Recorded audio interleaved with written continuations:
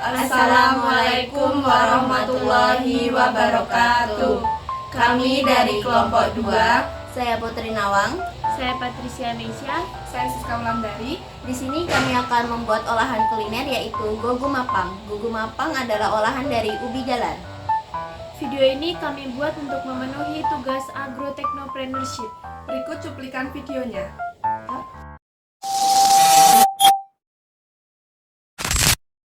Kami akan belanja untuk kebutuhan bahan yang akan dibuat nanti. Pertama yaitu susu full cream, tepung tapioka, tepung ketan, kemudian tepung protein tinggi.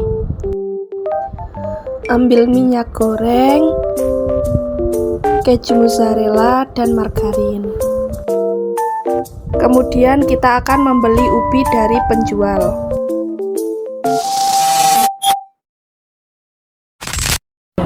Langkah pertama yang harus kita lakukan yaitu mengupas ubinya dari kulitnya.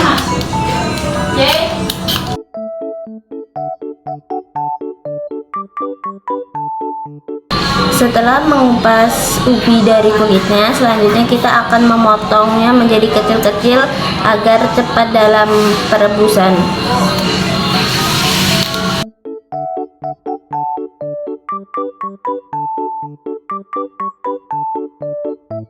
Setelah memotong ubi menjadi kecil-kecil, selanjutnya kita cuci bersih ubi. Setelah itu kita masukkan ubi yang sudah kita bersihkan ke dalam panci untuk memasaknya.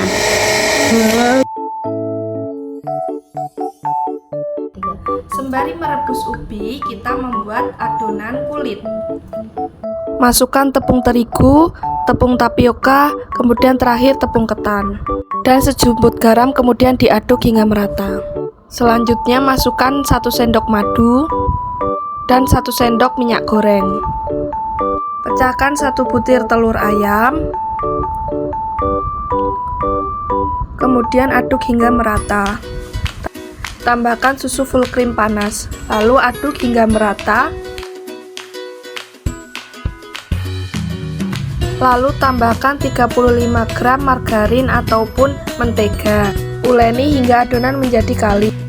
Selanjutnya tambahkan pewarna makanan agar terlihat menarik. Lalu masukkan adonan yang telah jadi ke dalam freezer kurang lebih selama 30 menit. Sesudah ubi direbus, masukkan mentega dan 1 sendok madu.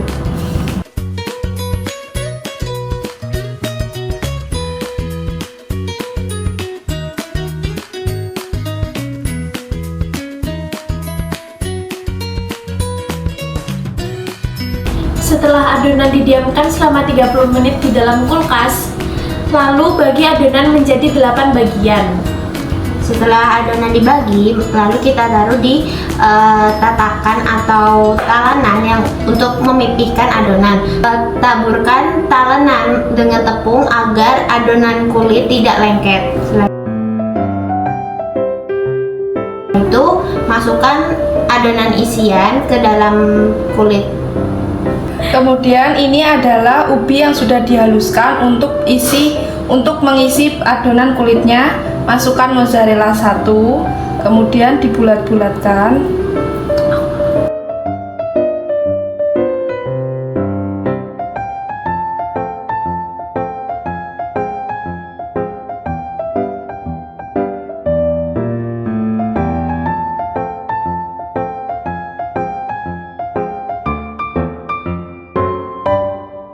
Lakukan berulang kali hingga adonan habis.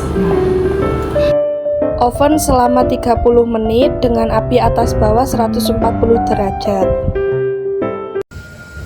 Ini adalah hasil akhir dari produk yang telah kita buat tadi. Sekian dan terima kasih. Wassalamualaikum warahmatullahi wabarakatuh.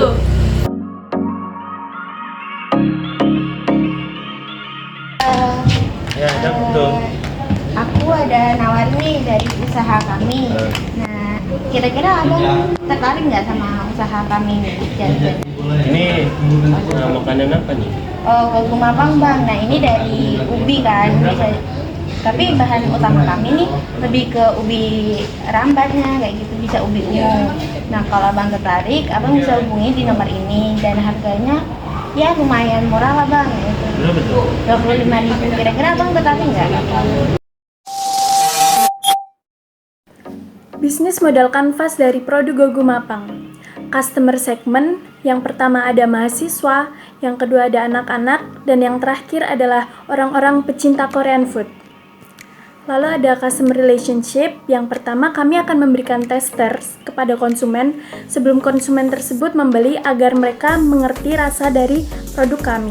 Lalu kami juga akan memberikan diskon-diskon pada hari tertentu, misalnya Valentine atau Natal.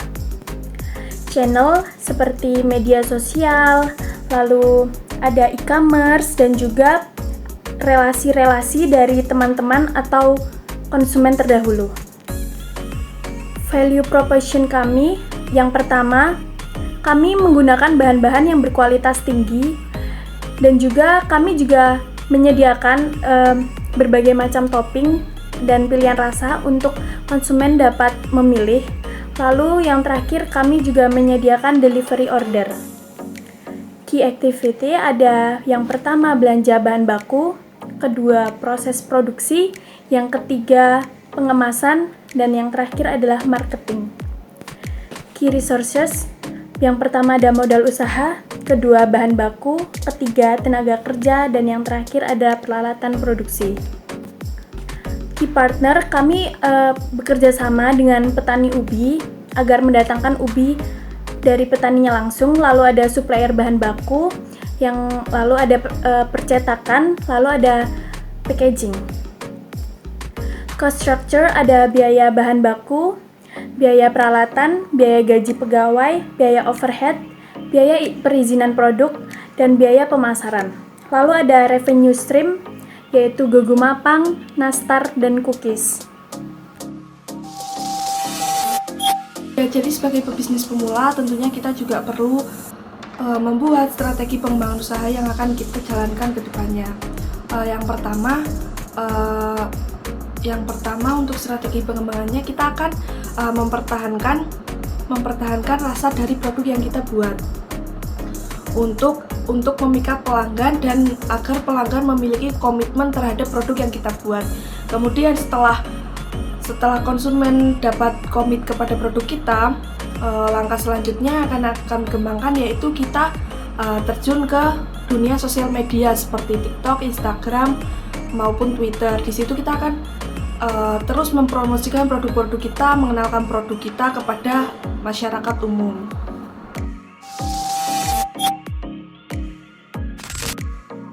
Manfaat dan keuntungan dalam menjalankan bisnis Gogo Mapang. Yang pertama, tentunya kita akan mendapatkan keuntungan dan penghasilan dari finansial setelah kita menjalankan bisnis tersebut. Yang kedua, tentunya kita juga dapat mengembangkan keterampilan dan pengetahuan di berbagai bidang seperti manajemen, pemasaran, keuangan, dan lain sebagainya. Yang ketiga ada menciptakan lapangan pekerjaan bagi masyarakat sekitar.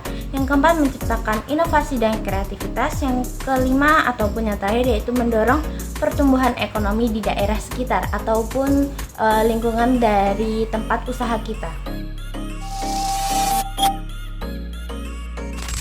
Pesan dan kesan menjadi seorang pebisnis, terutama bisnis Gogo Mapang.